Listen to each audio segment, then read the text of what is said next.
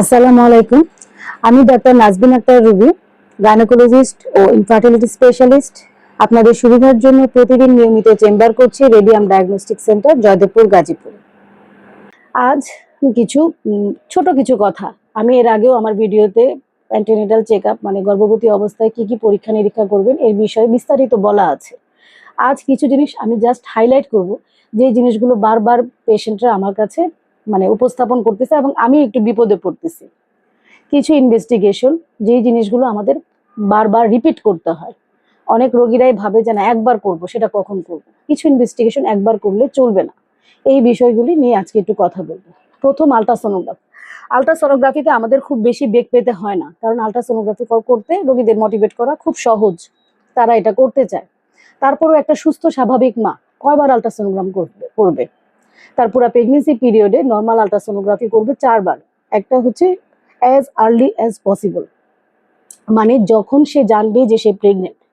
কারণ দুইটা, বাচ্চা জরায়ুর বাইরে আসতে পারে, 2 নাম্বার হচ্ছে বাচ্চা যমজ বাচ্চা হতে পারে। ঠিক আছে।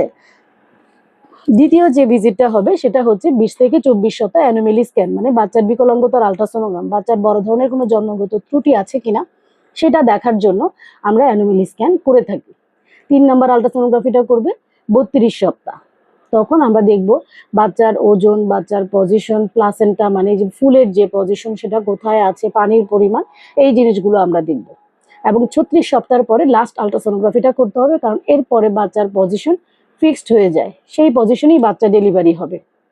সেটা দেখে আমরা অনেকটা কোন বাচ্চাটা নর্মাল ডেলিভারি পর্যন্ত ওয়েট করবে, কোন বাচ্চাটা আলটিমেট অবশ্যই সিজারিয়ান সেকশন লাগবে, আমরা এই সিদ্ধান্তগুলো নিতে পারি।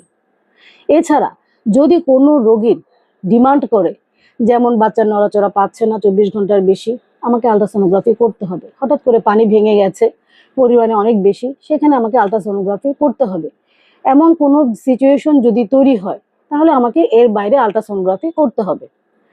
রক্তের পরিমাণ, এটা নিয়ে আমাদের খুব মুখোমুখি হতে হয়। রোগী বলে হ্যাঁ করছি, কিন্তু রক্তের পরিমাণ আমাকে জানতে হবে।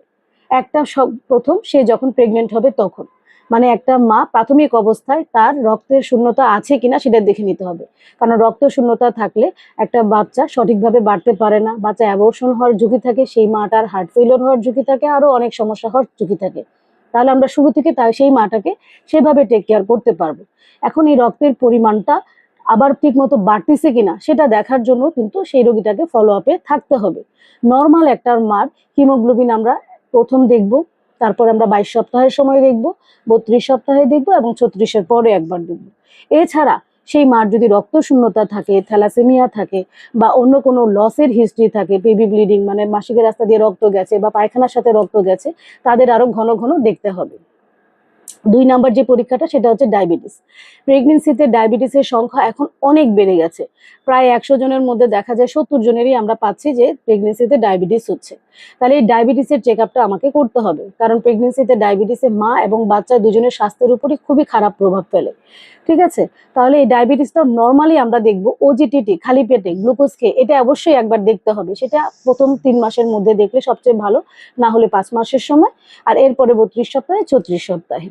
থাইরয়েডের পরীক্ষা অনেকেই শেষের জন্য জমায় রাখে। থাইরয়েডের পরীক্ষা আমাকে প্রথম 3 মাসের মধ্যে করতে হবে, কারণ একটা বাচ্চার অর্গানোজেনেসিস মানে সেই প্রতিবন্ধী হবে কিনা সেটা নির্ধারিত হয়ে যায় প্রথম 3 মাসের মধ্যে। তাই যত আর্লি আমি জানতে পারবো যে তার থাইরয়েড হরমোনে কোনো সমস্যা আছে কিনা, সেই বাচ্চাটার প্রতিবন্ধী হওয়ার সম্ভাবনা ততই কম থাকবে। বাকি যে রুটিন ইনভেস্টিগেশন গুলো আছে, সেই ইনভেস্টিগেশন গুলো একবার করলেই হবে, যেমন HbSAg, VDRL, এই পরীক্ষাগুলো আপনার যে কোনো একবার করলেই হবে। কিন্তু সিবিসি, ডায়াবেটিসের RBS বা OGTT বা 2 hour after ব্রেকফাস্ট এবং থাইরয়েড স্টিমুলেটিং হরমোন যদি তার হাইপোথাইরয়েডিজম বা হাইপারথাইরয়েডিজম থাকে, এবং আলট্রাসোনোগ্রাফি, এগুলো প্রয়োজন ভেদে আপনাকে অনেকবার করতে হতে পারে, এবং সেটা আপনার এবং আপনার বাচ্চার সুস্থতার স্বার্থে। ভালো থাকবেন।